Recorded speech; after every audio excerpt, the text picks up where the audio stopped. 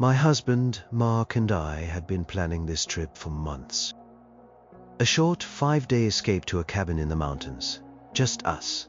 No phones, no work, no family. It was our first real vacation since we bought our little house. The one we'd poured every spare penny and every weekend into making our own. It wasn't fancy, but it was ours.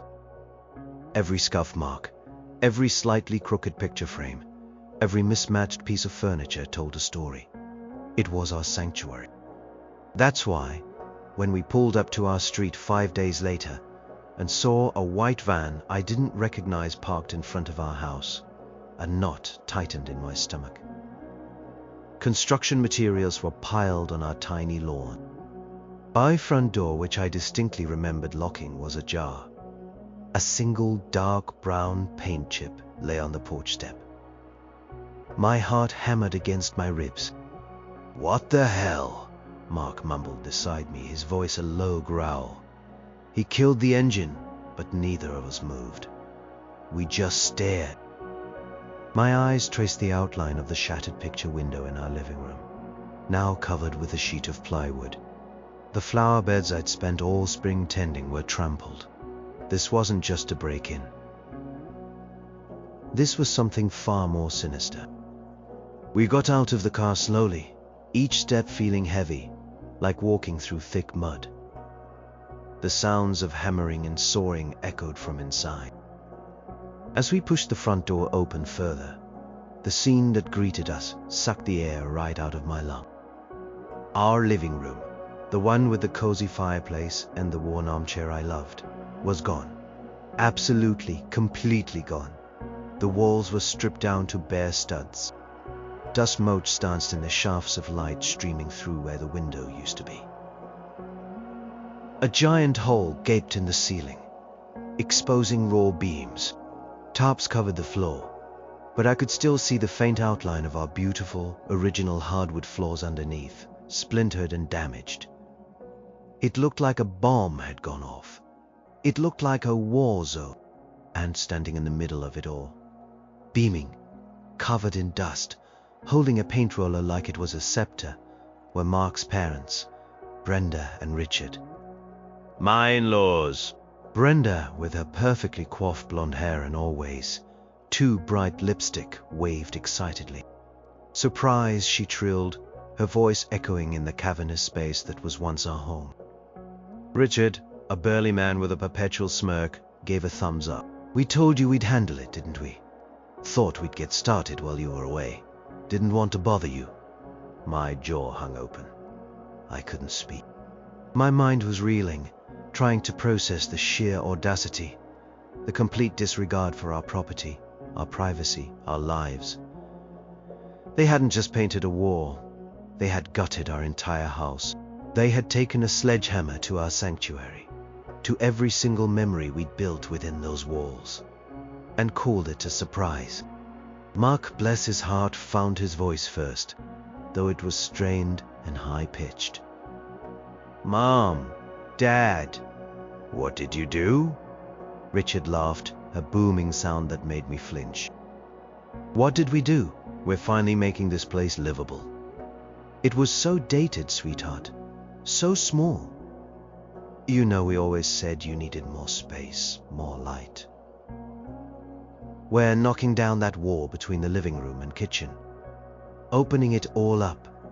Big grand space for entertaining, just like we always told you should have. Brenda chimed in, equally oblivious to the horror on our faces. "Yes, and we got a fantastic deal on new cabinets. Custom made. You'll love them. And the bathroom." "Oh, the bathroom was an absolute nightmare, dear. We're putting in a double vanity, rainfall shower. It's going to be exquisite. Just wait until you see the samples we picked out for the tiles." I felt a cold rage spread through me, chilling me to the bone, even as my face burned hot. My vision swam. This wasn't a gesture of kindness. This was an invasion. This was an act of extreme disrespect, a violation of everything Mark and I had built together. Our first home, the one we had saved for, dreamed of, cried over, was now a construction site, orchestrated by people who thought they knew what was best for us, without ever once asking. "You didn't ask us," I finally managed to croak, the words tasting like ash in my mouth. "You didn't ask us anything. You just destroyed our house." Brenda frowned, her smile faltering only slightly. "Destroyed? Oh, honey, don't be so dramatic. We're upgrading it. We're increasing your property value. This is a gift. Most children would be thrilled to have parents who care enough to do something like this for them." She looked at Mark expectantly, clearly waiting for him to back her up. Mark stood frozen, his eyes darting from his parents' faces to the wreckage of our home, then to my horrified expression. He looked like a deer caught in headlights. He loved his parents, but he also knew how much this house meant to me, to us. He knew the hours we'd spent picking out that specific shade of paint, the nights we'd stayed up planning where our furniture would go. "Mom, Dad, you can't just do this," he stammered, his voice weak. "This is our house." "You had no right." Richard chuckled again, dismissively. "No right. We're your parents, son. We're family. Family helps family. We saw an opportunity, saw how much work this place needed, and we took care of it. Think of it as an early inheritance if you want. A little boost." He gestured around at the ruins of our living room. "This is going to be amazing. You'll thank us later." I felt a hysterical laugh bubble up in my throat. Thank them? Thank them for bulldozing our lives. Thank them for making our home unrecognizable.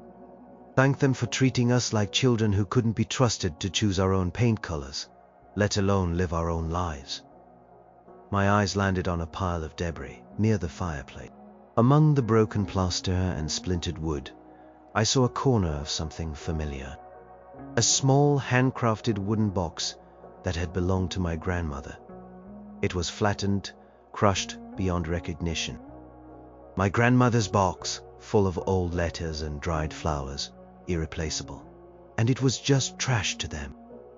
"You went through our things," I whispered, the words a raw wound. "You just threw out our things." Brenda waved a dismissive hand. "Oh, darling, we tried to be careful, but honestly, some of the clutter you had in here was unbelievable. So much junk. We cleared it out for you. Really, you are welcome." The word junk echoed in my ears. My grandmother's box was junk. Our memories were clutter. Our choices were mistakes. My blood ran cold. This wasn't a renovation. This was an obliteration. And in that moment, standing amidst the rubble of my home and the shattered remains of my personal history, a cold, hard resolve began to form within me. They wanted to treat us like children. Fine, but children still had rights. And adults knew how to send a bill. The initial shock wore off, replaced by a suffocating wave of anger and disbelief. Mark tried to get his parents to leave to at least stop the work, but they just kept smiling, telling us we were being ungrateful, that we'd understand once it was finished. Richard pulled out blueprints, unrolling them on a makeshift table set up in our dining room, which somehow had escaped the initial demolition, though it was now covered in tools and dust. "See," Richard pointed with a calloused finger. "This whole section comes out. We open it up to the kitchen.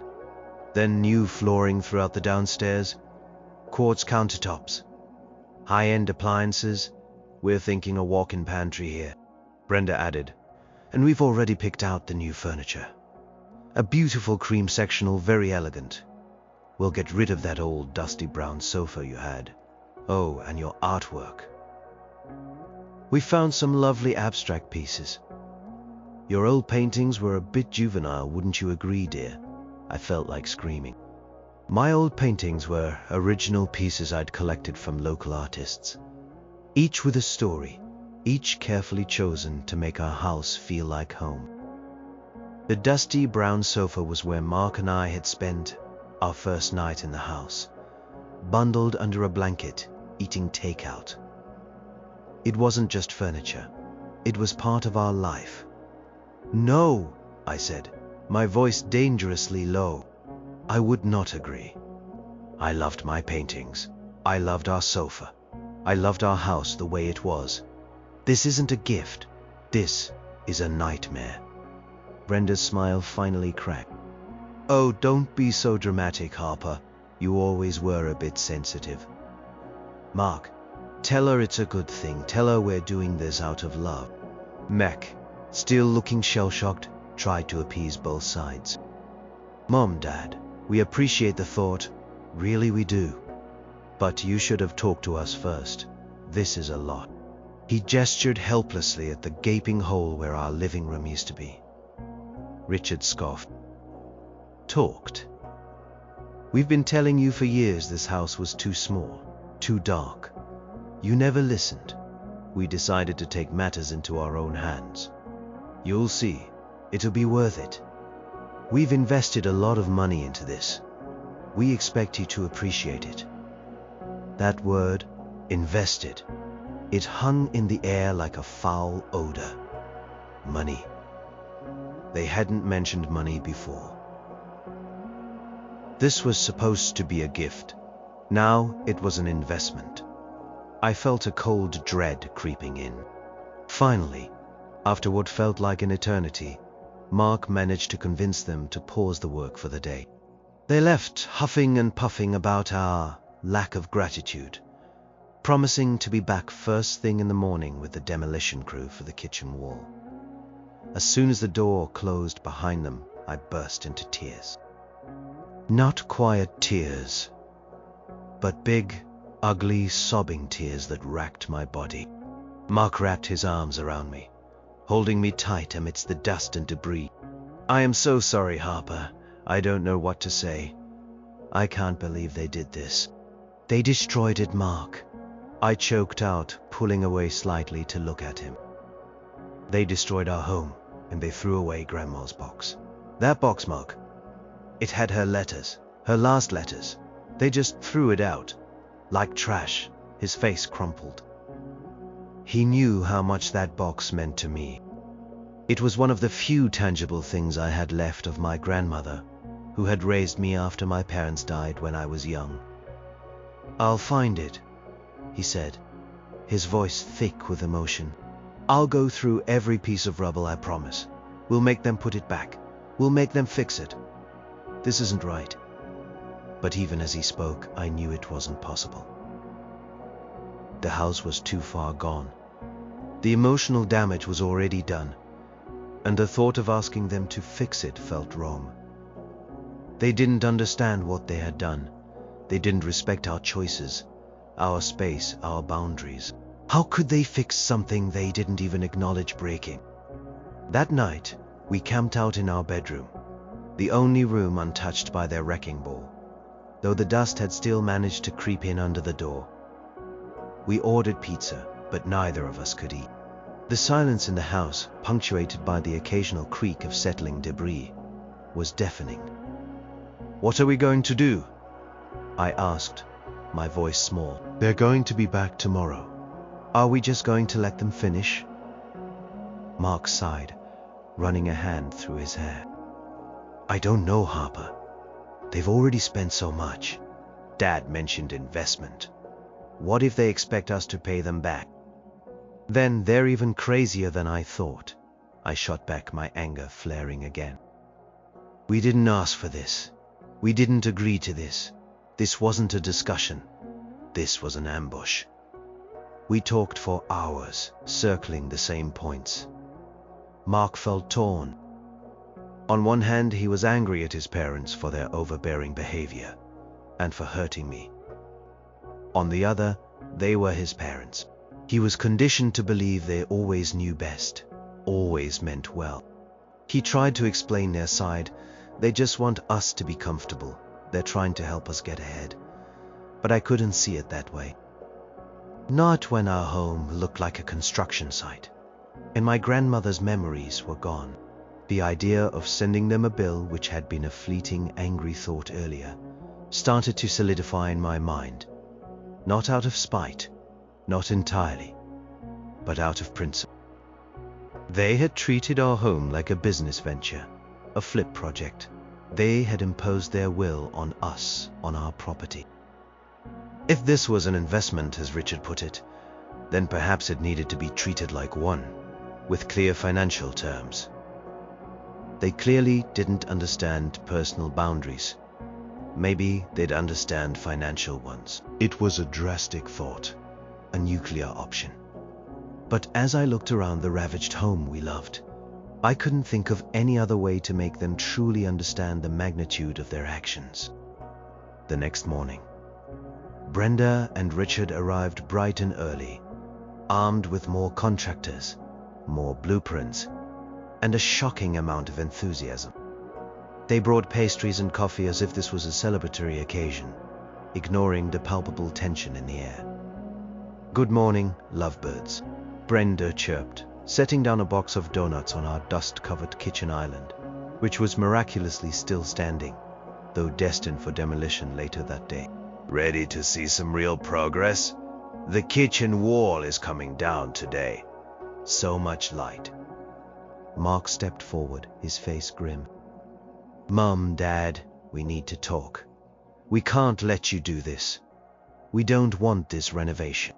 Richard put a hand on Mark's shoulder, a patronizing smile on his face. "Now, son, don't be silly. You're just overwhelmed. It's a big project. But we've got it all under control. We've already signed contracts, ordered materials. We're deep into this." "How deep?"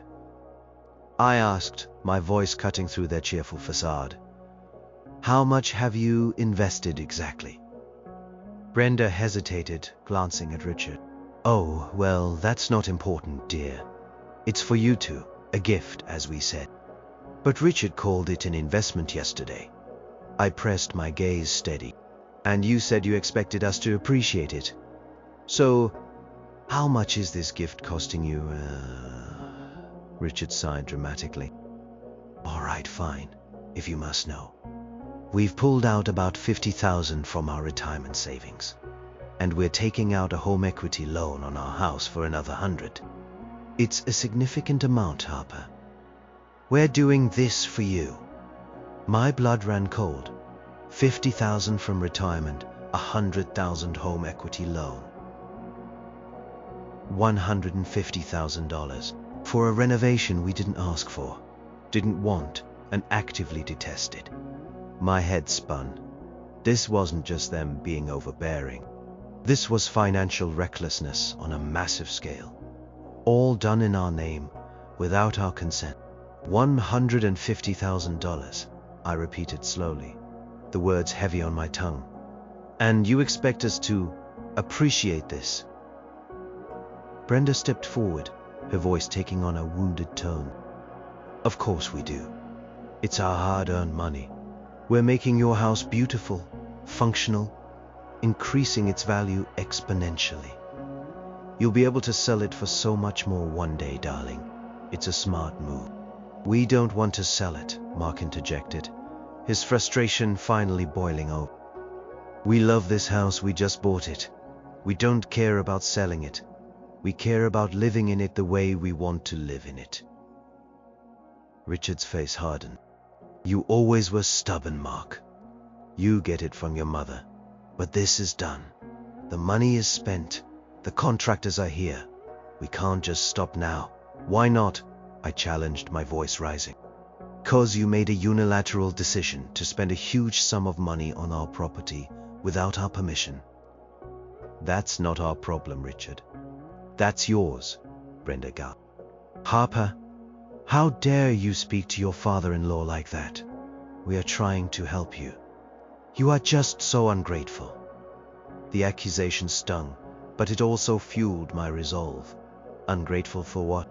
For having my home demolished and my personal belongings trashed. For having my privacy invaded and my autonomy stripped away. "Ungrateful?" I echoed, a bitter laugh escaping my lips. You know what's ungrateful? Going into someone's house, throwing out their sentimental items, destroying their property, and then demanding gratitude because you decided to spend money we didn't ask you to spend. My grandmother's box, Brenda. Where is it? You threw it out, didn't you? Brenda looked genuinely startled. Oh, that old thing. It was just a dusty wooden box, dear, full of dried flowers and old papers. Honestly, it was taking up space. We probably put it in the dumpster with the rest of the junk. The dumpster. My grandmother's last letters, her memories, tossed into a dumpster with construction debris. It was like a punch to the gut. The rage I felt was so intense, I thought I might actually explode. It wasn't junk, I said, my voice trembling with suppressed fury. It was precious. It was irreplaceable. And you threw it out. Just like you threw out our trust. Just like you threw out our respect for you. Mark stepped between us, sensing the escalating tension. Okay, everyone, calm down. This isn't helping. Mom, Dad, you need to leave. We need some time to process this. We need to figure out what to do. Richard's face was beet red. What to do? Here is nothing to do. The work is continuing. You'll just have to accept it. You'll thank us later. You really will. He pulled out his phone. I am calling the foreman. Tell them to start on that kitchen wall. I watched him, my mind racing. They were not just stubborn, they were delusional. They were so convinced of their own good intentions, so blind to the damage they were causing, that they wouldn't stop. They wouldn't listen. They would just keep going, tearing our house apart, tearing our lives apart, until there was nothing left. As Richard barked orders into his phone, directing the contractors to resume their destructive work, I knew what I had to do. This wasn't just about the renovation anymore. It was about reclaiming control, about setting a boundary that was so clear, so undeniable they couldn't possibly misunderstand it. They understood money. They understood transactions. If they treated this like a business deal, then I would too. And business deals came with bills. A very large, very detailed bill. It was the only way they would ever truly comprehend the cost of their gift. The sound of the sledgehammer hitting our kitchen wall reverberated through the house, each thud a blow to my heart. Mark had failed to stop them. His parents, emboldened by their self-righteousness, simply walked over him, their contractors following their orders. I stood there, rooted to the spot, watching the beautiful solid wall that had stood for decades crumble into dust and plaster. It felt like watching our relationship, our future, disintegrate before my eyes. Mark looked defeated. He slumped onto a pile of wood scraps, head in his hand. I can't believe this is happening, he murmured, his voice hollow. I just can't believe it. I can, I said, my voice flat. This is exactly what they do, Mark. They steamroll. They decide what's best, and they force it on everyone else. The only difference is, this time it's our house, our lives. He looked up at me, his eyes red-rimmed. Don't you think I know that? I am stuck, Harper. They're my parents. What am I supposed to do? Call the police on them? Tell them to stop paying for this, even though they've already taken out a loan for it. You're supposed to stand up for us, Mark, I said, the words a little sharper than I intended. You are supposed to put our family, our home, first. They're walking all over you and me and everything we have. I am trying, he yelled, springing to his feet. Don't you think I am trying? They just don't listen. They never listen.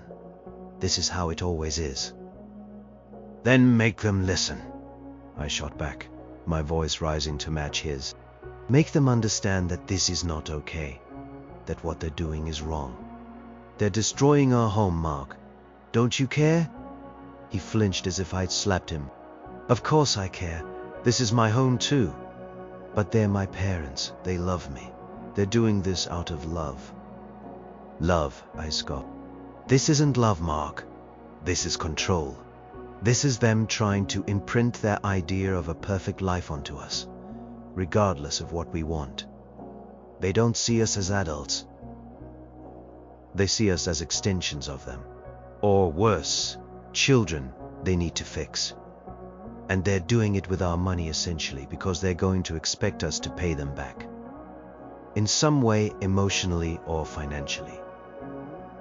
He turned away, running his hands through his hair. They wouldn't do that. They said it was a gift. Did they? I challenged, remembering Richard's immediate shift to investment. Or did they say it was an investment? Did they say it was coming from their retirement? Did they say they took out a home equity loan on their house? Mark, that's not a gift. That's a liability. For all of us. The marriage strain was palpable. Every conversation was an argument. Every look a source of tension. He felt trapped between his overbearing parents and his heartbroken wife. I felt abandoned, watching my husband stand by while his family demolished our dream.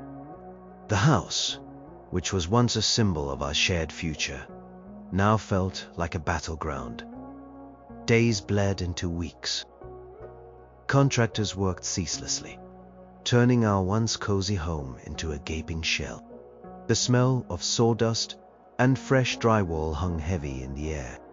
We lived out of boxes, showering at the gym, eating takeout every night. Our bedroom, the only untouched space, became our sanctuary within the war zone. But even there, the emotional toll weighed us down. We barely spoke, and when we did, it quickly devolved into hushed, angry whispers about his parents. Brenda and Richard visited daily, sometimes twice a day, micromanaging the contractors, making decisions about our house without ever consulting us. They chose the tile for the bathroom, the color of the kitchen cabinets, the layout of the new open-concept living space. Each time they announced a new decision, a fresh wave of despair washed over me. This was no longer our house.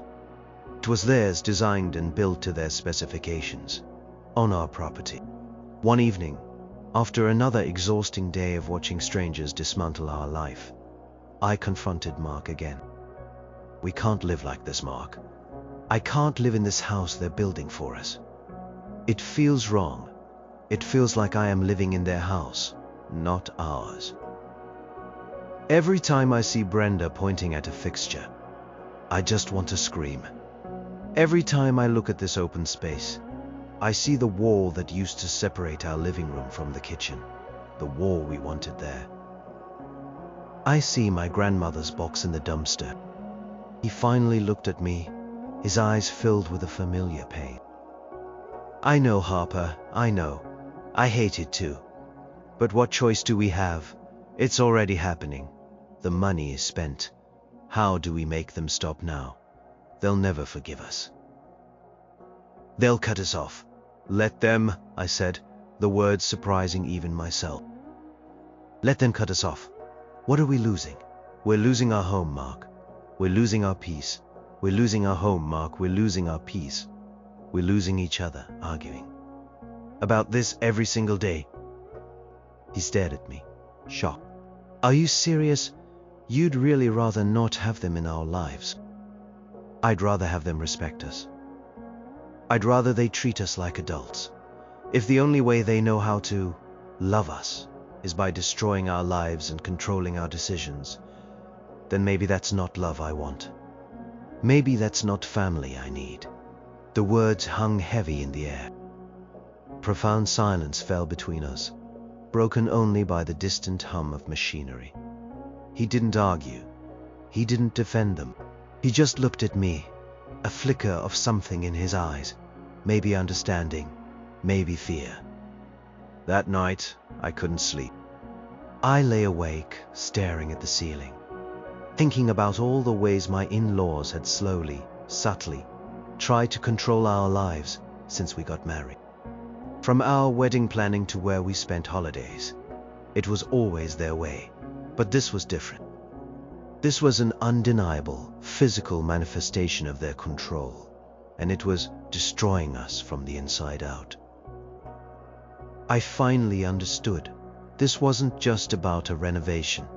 This was about drawing a line in the sand. This was about reclaiming our lives. And it became painfully clear that we're the only way to do that.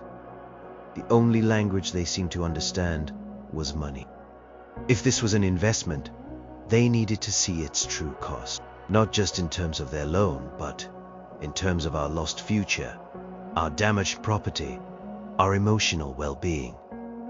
It was time to start compiling the ultimate bill. The decision to send the bill, initially a furious whim, solidified into a cold, calculated resolve.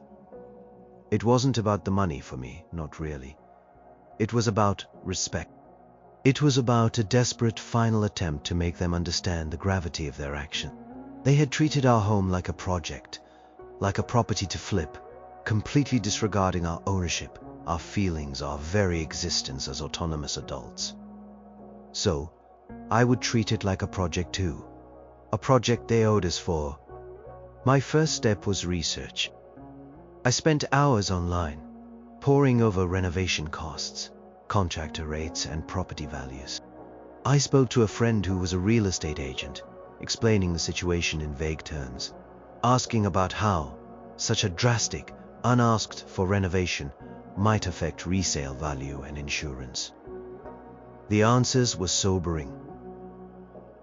An unpermitted renovation could lead to fines. Work done by contractors not approved by the homeowner could lead to legal issues. Complete overhaul that didn't align with neighborhood comps or a buyer's taste could actually decrease value, or at least make the house harder to sell. I started documenting everything. I took hundreds of photos of the demolition, the half-finished work, the dust, the damaged personal items.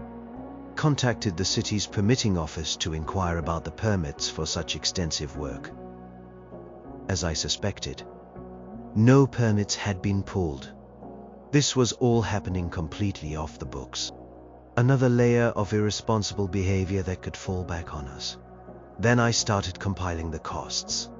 I categorized everything. First, the obvious. The estimated cost of the renovation itself. I found online calculators, got quotes for similar work. The numbers were staggering. Richard had mentioned $150,000. But based on what they were doing and the quality of materials they bragged about, it was easily double that, maybe more. I decided to stick to what they'd mentioned for this part as a starting point. Second, the cost of undoing their improvements. This was harder. We wanted our old kitchen wall back. We wanted our original hardwood floors fixed, not covered by cheap laminate they picked out. We wanted our old cozy living room. I got estimates for restoration work, for moving walls back, for stripping out new, unwanted materials and replacing them with what we originally had. This quickly added tens of thousands of dollars. Third, the sentimental value. This was invaluable, but I tried to put a price on it. The crushed wooden box from my grandmother. I found similar handcrafted boxes online, antique ones, and estimated a replacement cost. Then, the original artwork they deemed juvenile. I contacted the artists, got quotes for new prints or commissions. Our beloved sofa, our dining table, all the smaller pieces of furniture they decided to replace or discard. I listed everything, assigned a replacement value. This section felt almost absurd, trying to price memories, but it was crucial. It showed the depth of their disregard. Fourth, the practical damages and inconvenience. Cost of living out of our house for weeks, showering at the gym, eating out constantly. Cost of storage for the few belongings we managed to save. The potential fines for unpermitted work.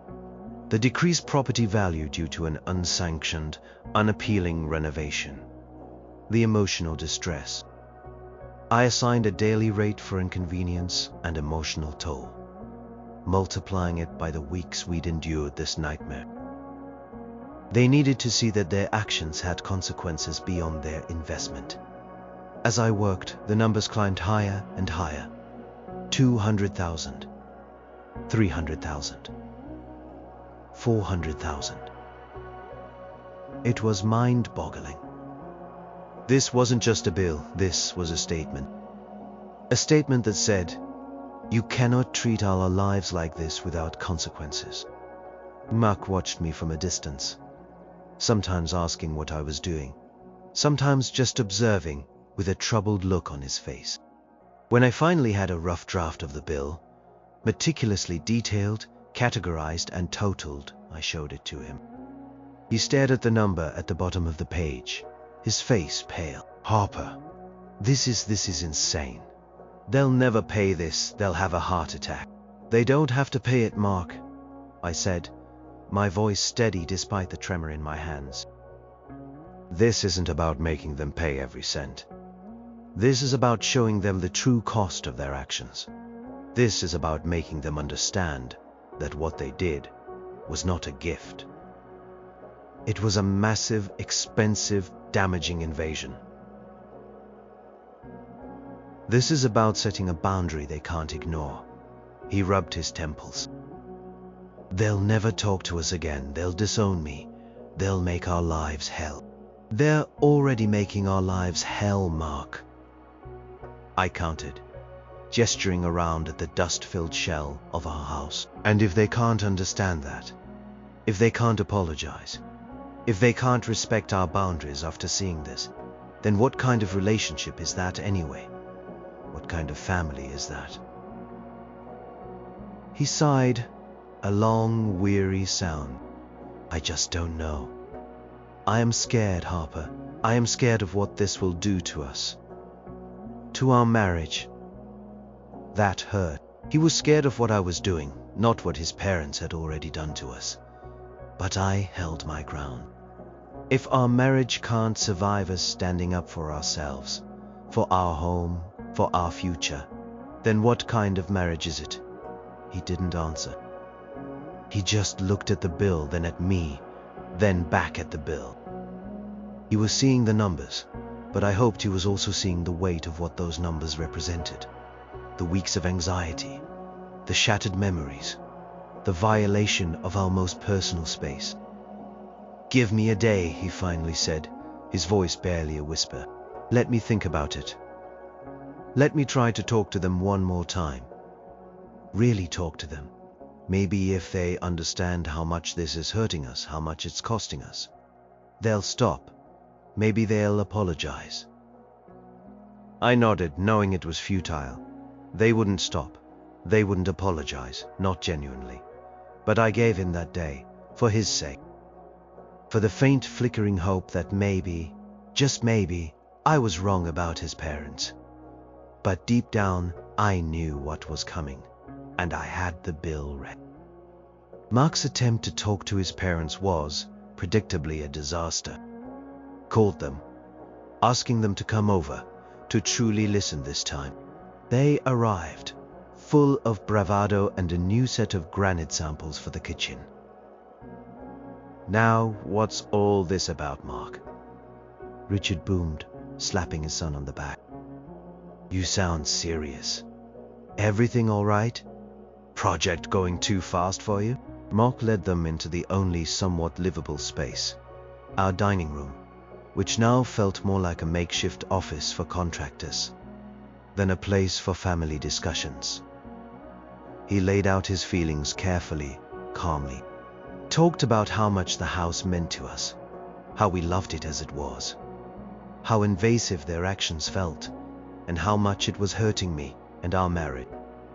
He even mentioned my grandmother's box, his voice cracking with emotion. Brenda listened for a moment, then interrupted with a dismissive wave of her hand. "Oh, Mark, don't be so dramatic. It's a house. Things get renovated. You are acting like we burned it down. And that old box? It was just junk." We'll buy Harper a new, much nicer one. A whole set of new, elegant boxes. Richard chimed in. Son, you are letting Harper get in your head. She's too sensitive. This is a gift. We're spending our hard-earned money to make your life better. You should be thanking us, not complaining. Mark's face fell.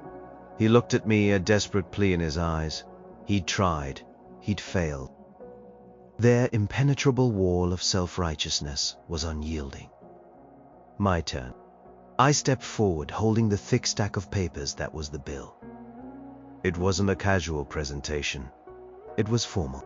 Each page was typed, itemized, categorized, with every cost accounted for.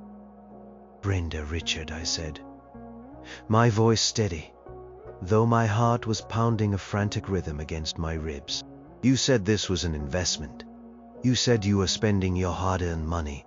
You said you expected us to appreciate it. Well, here is the appreciation. I held out the stack of papers to Richard. He took them, a puzzled frown on his face. Brenda peered over his shoulder. What is this? Richard asked, flipping through the pages. His eyes landed on the first total. Estimated cost of unauthorized renovation, $185,000. He scoffed. What is this nonsense? We know what we're spending. Keep reading, I urged him. He flipped to the next page. Cost of undoing unwanted renovations and restoring original features, $90,000. His brow furrowed. Brenda's eyes widened. What is this? Is this some kind of joke, Harper? Keep reading, I repeated. Continued. His voice growing tighter with each line item. Replacement of damaged and discarded sentimental items, $15,000. Inconvenience and emotional distress, calculated at daily rate for X weeks, $25,000. Potential fines for unpermitted work, $10,000. Estimated decrease in property value due to unapproved design, $50,000. Finally, he reached the grand total. His eyes bugged out. Richard's face went from puzzled to red to an alarming shade of purple. He looked like he might actually have a stroke. $700,000? He roared, slamming the papers down on the table. Are you out of your mind, Harper? What is this? This is blackmail. This is extortion. Brenda gasped dramatically, clutching her chest. My goodness. Mark, what is wrong with your wife? Has she gone completely mad? $700,000. We were doing you a favor. A favor, I asked, my voice dangerously calm. You took a home equity loan on your house. You are pulling from your retirement. You are running this like a business. Well, I am running it like a business too. When someone performs a service, unsolicited, and damages property in the process, they are liable for the costs. This is the cost. This is the bill. For every single thing you did to our house and to our lives. Richard was practically sputtering. We were doing you a kindness, a gift. You ungrateful little shrew. You gold digger. You are trying to bankrupt us. You are trying to steal from your own family. I am trying to set a boundary, I corrected him. I am trying to make you understand that you cannot just barge into our lives and demolish our home and expect us to thank you for it. You destroyed my grandmother's last memories. You violated our privacy. You treated us like children. And this is the consequence. Brenda rounded on Mark, tears welling in her eyes. Mark, say something. Tell her this is ridiculous. Tell her she's insane. Control your wife. Mark, who had been standing silently watching the explosion, finally spoke. His voice was low, shaky, but firm. She's not wrong, Mom. You did go too far. You should have asked us. You should have respected our wishes. We told you we didn't want this. You just kept going. Richard stared at his son, utterly betrayed. Mark, you are siding with her? After everything we've done for you? After all the sacrifices we've made? This isn't a sacrifice, Dad. This is crazy. This is hurting Harper. And it's hurting me, and it's ruining our home. Mark's voice gained strength with each word. Though his face remained pale, Brenda started to sob, loud theatrical sobs. Oh, my son, my own son turning against us. Because of her. She's poisoned you, Mark. She's turned you against your own flesh and blood. The scene was chaotic. Richard yelled, Brenda cried. The contractors outside paused their work, alerted by the commotion. I stood there, feeling strangely calm. The bill was out. The line was drawn. The initial shock had given way to an odd sense of clarity. This was it. The point of no return. The confrontation I knew was inevitable. Finally, here. And in that moment, I knew that whatever came next, I had finally stood up for myself. The heartbreak had only just begun. The firestorm that erupted after I handed them the bill was even more intense than I'd anticipated. Richard crumpled the pages in his hand, his face contorted with rage. Get out! He roared, pointing at me. Get out of our house. You are no longer welcome here. You are not family. I stood my ground. This is my house, Richard. You are a guest here, or rather, an uninvited contractor. Brenda wailed, turning to Mark. Mark, make her stop. Tell her to take back this ridiculous bill. Or we're done. We're truly done. No more holidays, no more visits, no more inheritance. You'll lose everything because of this witch. Mark, caught in the crossfire, looked utterly shattered. He'd supported me, but the thought of being disowned by his parents, the ones who had doted on him his entire life, was clearly terrifying. Mom, Dad, please. This isn't helping. Let's just calm down and talk this through. Talk through what? Richard screamed, his voice cracking. She's trying to steal $700,000 from us. After we poured our life savings into making your home perfect. This is an insult. An unforgivable betrayal. Brenda's sobs grew louder. This is what happens when you marry outside your family, Mark. She doesn't understand our ways. She's just after our money. She always was. The accusation hit me like a physical blow. I work for a living, Brenda. I earn my own money. I have never asked you for a single cent. All I ever wanted was for you to respect me, and my home, and my husband. Respect. Richard scoffed. You want respect? You think demanding $700,000 is respectful? This is pure greed, Harper. Pure, unadulterated greed. He threw the crumpled bill at my feet. It fluttered to the dusty floor like a dying bird. Then he grabbed Brenda by the arm. Come on, Brenda, we're leaving. We're not spending another second in this hostile environment. With this stranger in our son's house. Brenda, still weeping dramatically, allowed herself to be led out. Before they reached the door, Richard turned back, his eyes blazing with fury. This is a test, Mark. A loyalty test. You choose, son, her or your family. You choose wisely. And then they were gone. The heavy silence that descended on the house was far worse than the earlier shout. It was a silence filled with shattered trust, unspoken accusations, and the raw ache of a family ripped apart. Mark sank into a chair, his face buried in his hands. He didn't look at me. He just sat there, shaking. Mark, I whispered, kneeling beside him. Are you okay? He finally looked up, his eyes bloodshot and full of pain. They're really angry. They're going to disown me. I know it. This is it. No more family vacations, no more Christmases. My mom's probably going to have a heart attack. That's not my fault, Mark, I said gently. They brought this on themselves. They invaded our home. They made decisions without our consent. They chose to spend that money. This is the consequence of their actions, not mine. He pulled away from me, standing up and pacing the dusty room. But the bill, Harper. $700,000. That's insane. They'll never pay that. We can't expect them to. It's too much. Cost, Mark.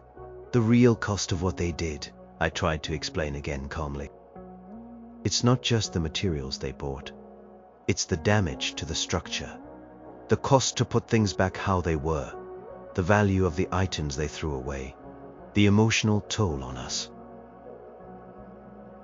I explained all of this on the bill. You know they don't have that kind of money. He exploded, turning to face me, his voice rising again. They put their retirement into this. They took out a loan. This is going to destroy them financially. Do you want to destroy my parents, Harper?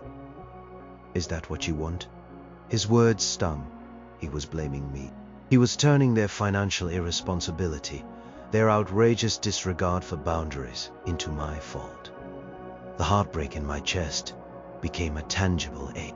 I want them to understand what they did, I said, my voice trembling. I want them to respect us. I want our home back. I want our life back. What they did was wrong, Mark. You said so yourself. He ran a hand through his hair, agitated. I know it was wrong. But this is too far. This is vengeful. This is not how families deal with things. This is how they deal with things, Mark, I countered, my voice hardening. They don't talk. They don't ask. They just do, and then they expect gratitude. And when they don't get it, they play the victim and cut people off. This is their pattern. This is how they've always controlled you. And now they're trying to control me too. But I won't let. We stood in the wreckage of our home, not speaking, the silence filled with the echoes of their rage and our own fractured trust. The house, half demolished, felt like a metaphor for our marriage. A beautiful foundation now torn apart, with a painful question hanging in the air. Could it ever be put back together? Or would the scars be too deep, the cost too high? And was I willing to pay that cost, even if it meant losing him? The days that followed were a cold, brutal silence. My in-laws made no contact. No phone calls, no texts, no angry voicemails. Just a deafening, terrifying quiet. Mech, however, was receiving an endless stream of messages and calls from his parents and his extended family. His phone buzzed constantly, each notification a fresh jab to his already bruised spirit. He wouldn't let me see the messages, but I could hear snippets of his strained conversation. Words like ungrateful, manipulative, gold digger, family traitor floated through the air from his side of the call, clearly echoing what he was hearing from them. He looked more miserable with each passing hour, haggard and worn down. One evening he sat me down, his face a mask of exhaustion. Harper, we have to do something. My parents they're saying they're going to disinherit me.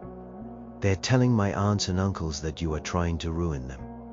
My mom's blood pressure is through the roof.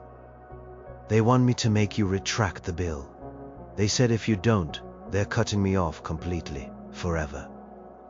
My heart sank. This was it. The ultimatum. The final test. And what do you want to do, Mark? I asked, my voice barely above a whisper. He looked at me, his eyes pleading. I don't want to lose my family, Harper. They're my parents. They're all I have besides you. Please, can't we just retract the bill? Say it was a misunderstanding? A joke? Just to appease them? We don't actually have to make them pay it, right? It was just to make a point. It was to make a point, yes, I agreed. But the point was that what they did was wrong, and it had a real tangible cost. If we retract it now, it tells them that their behavior is acceptable. It tells them we don't mean what we say. It tells them they can continue to disrespect our boundaries, our home, our choices, and there will be no consequences. Consequences losing my family, he exploded. Frustration and fear making his voice crack. Don't you understand what that means? No more Christmases, no more birthdays. They'll never talk to me again. They'll tell everyone I sided with you over them. My whole life gone, because of this house. Because of this bill, because of their choices, Mark. I corrected him gently. They chose to invade our home. They chose to spend that money without asking. They chose to react with anger instead of understanding. They chose to give you an ultimatum. This isn't my fault or your fault. This is their choice. But you are the one who sent the bill, he yelled, pointing an accusing finger at me. You are the one who pushed them to this point. Why are you so stubborn, Harper? Why can't you just let this go? My own anger flared. Let it go? Let them destroy our home?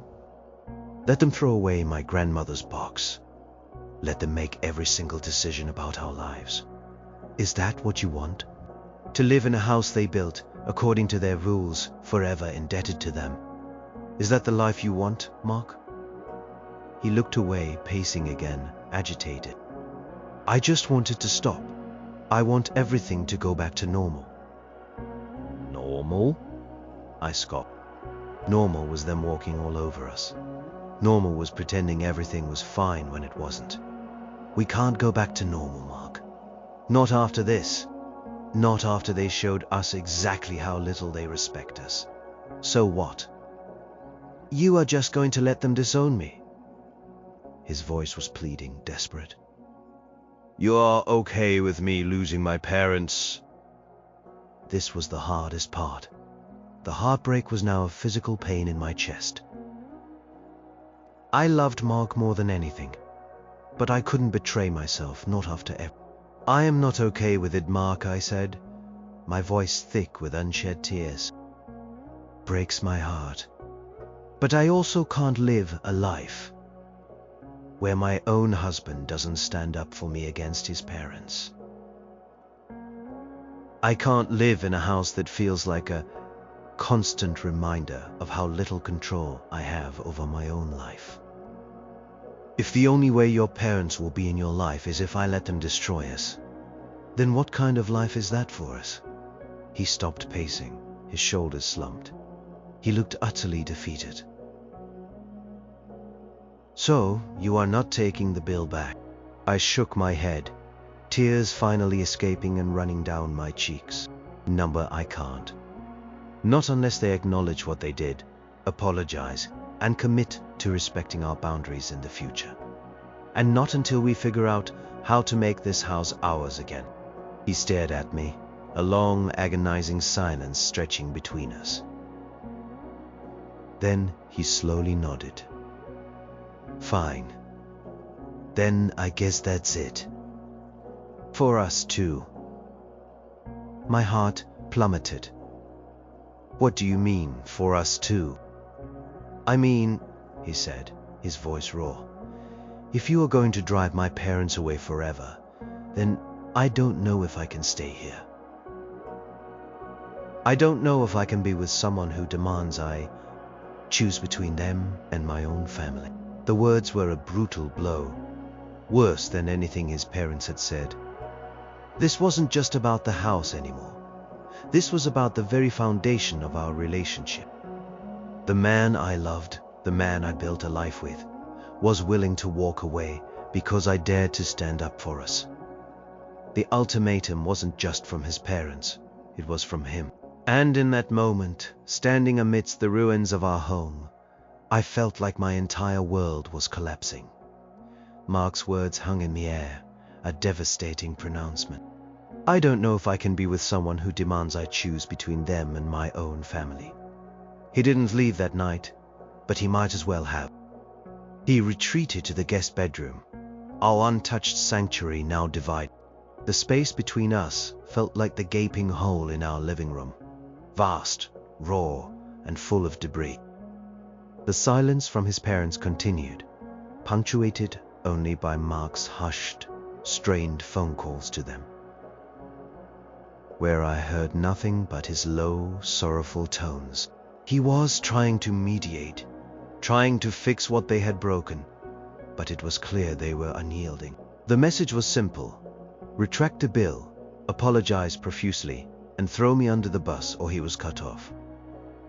I spent my days in a daze going through the motions. Contractors, surprisingly, had continued their work, probably instructed by my in-laws before the explosion, or perhaps just unaware of the family drama. The house slowly took on a new, unfamiliar shape. The open-concept living room was indeed vast, impersonal, and echoed with emptiness. Kitchen, with its gleaming quartz countertops and industrial-looking appliances, felt cold and alien. None of it felt like us. None of it felt like home. Every morning I woke up with a knot of dread in my stomach. Would Mark finally pack his bags? Would he leave me for his parents? Was this the end of everything we had built?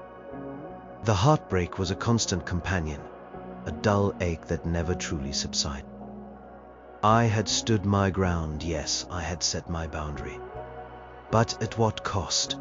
Was my independence worth losing the man I loved? I tried to talk to him, to explain my perspective again, to bridge the growing chasm between us. Mark, this isn't about forcing you to choose between me and your parents. It's about them forcing you to choose, and it's about their refusal to accept responsibility for their actions. This is their ultimatum, not mine. He just shook his head, looking away. I know, Harper, but it's still happening. And you put us here, with that bill. His words, each one a tiny cut, deepened the wound. He truly believed it was my fault. That I was the aggressor, the one who had destroyed his family. The thought that he could see me as the villain, after everything I'd endured, twisted my gut. I tried to focus on the practicalities. The house was a mess, financially and structurally. I called a local real estate attorney, explaining the situation without mentioning names, asking about unpermitted work and unsolicited renovations. The news wasn't great. We could face fine. The house might be difficult to sell in the future without proper permits and inspections. The lawyer advised us to get a complete assessment of the work done, ensure it was up to code, and try to apply for retroactive permits if possible. More money, more stress, more headaches. I also reached out to my childhood best friend, Sarah. She listened patiently without judgment as I poured out the entire story, from the moment we saw the plywood to Mark's latest threat to leave. Harper, she said softly, you did what you had to do. You set a boundary. You stood up for yourself. You can't control how they react, or even how Mark reacts. But you can control your own integrity. And if Mark can't see that, if he can't support you when you are literally defending your home and your peace, then maybe he's not the man you thought he was. Maybe this is a harsh lesson, but a necessary one, about where his loyalties truly lie. Her words were like a cold splash of water. They stung, but they were also profoundly true. My husband, the person who should be my rock, was crumbling under pressure, and in doing so, was implicitly blaming me for his parents' outrageous behavior. A week later, Mark came to me, his face drawn. They're not backing down, he said, his voice flat. They said they love me, but they can't condone your actions. They said, if that bill isn't retracted by the end of the month, they're cutting me out of their will and changing all their emergency contacts. They also said they're stopping all payments to the contractors. They're washing their hands of this entire project. My eyes wide. They're stopping payments, so the house will be left half finished, with their ugly choices and no one to pay for it. He nodded miserably. Basically, they said it's a lesson for you mostly, about gratitude, the audacity. They were willing to sabotage their own gift, leave us with a half-built house and a mountain of potential debt, just to prove a point. Just to punish me. This revelation, however, brought a strange kind of clarity. Their love was conditional, their gift a weapon. And Mark, my husband, was still stuck in the middle, still unable to truly choose or truly defend. The heartbreak deepened, not just for the loss of a family, but for the devastating realization that the man I married was, in some fundamental way, still a child in his parents' shadow. I had risked everything for my integrity. Had he risked anything for ours? The answer was a painful silence. The end of the month came and went. The bill remained unretracted. Mark's parents, true to their word, cut off contact. The buzzing of Mark's phone ceased. The silence was absolute, chilling. Mark, for his part, didn't leave. He stayed in the guest bedroom, a ghost in our half-finished alien house. Our marriage was on life support, sustained by the sheer inertia of shared history, but hollowed out by unspoken resentments and the chasm of trust. The contractors indeed stopped showing up. The house was left in an infuriating limbo.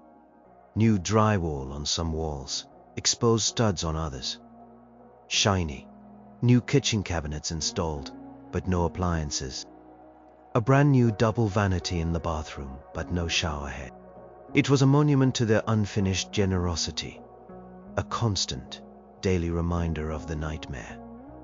The first few weeks were unbearable. Mark and I barely spoke beyond necessities. We existed in separate universes, under the same roof. The house felt like a cold, cavernous museum of bad decisions. Every time I looked at the vast, open living space, I felt a pang of loss for the cozy home we once had. Every time I stepped into the gleaming but incomplete kitchen, I tasted the bitterness of their imposed taste. And every night, lying alone in our empty bedroom, I mourned the loss of my old life, my old house, and perhaps my old husband. One Saturday morning, after weeks of this painful stalemate, I found Mark sitting in the middle of the dusty living room, amidst the construction debris. Staring blankly at the exposed beams, he looked utterly defeated. I sat down beside him, picking up a stray piece of plaster. "What are we going to do, Mark?" I asked, my voice soft, devoid of anger. "They're not coming back. The house is like this. Are we just going to live in a perpetual construction zone?" He looked at me, his eyes full of pain, but also something else I hadn't seen in a long time: resignation. "No," he said, his voice hoarse. "No, we can't. This is hell. I can't live like this, Harper. I can't." He paused, then took a deep, shuddering breath. "I called a lawyer yesterday, my own lawyer, just to understand what my parents did to me.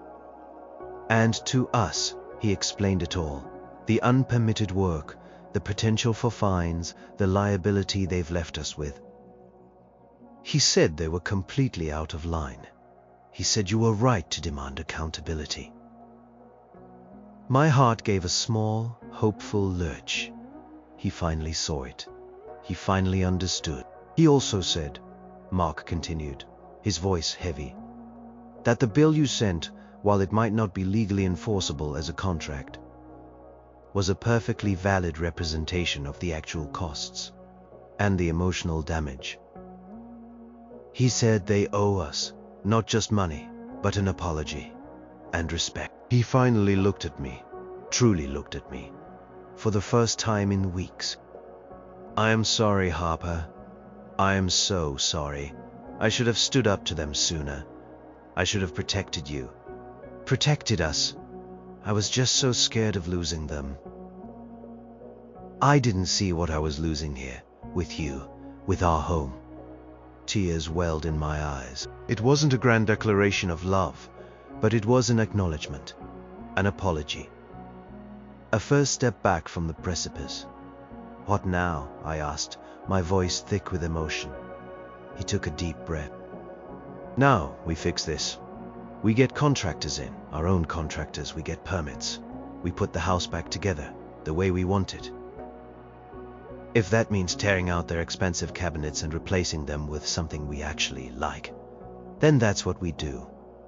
We take out a loan if we have to.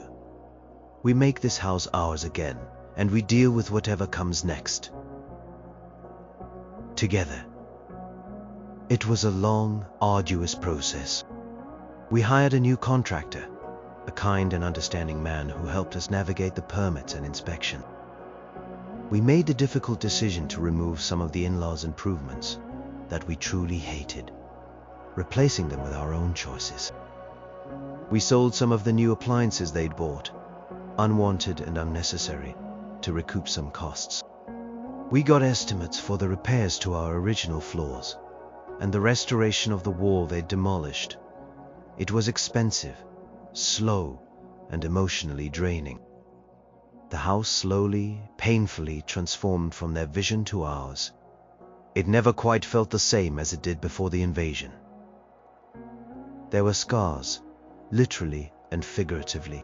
The open concept living space remained, a compromise we decided to live with.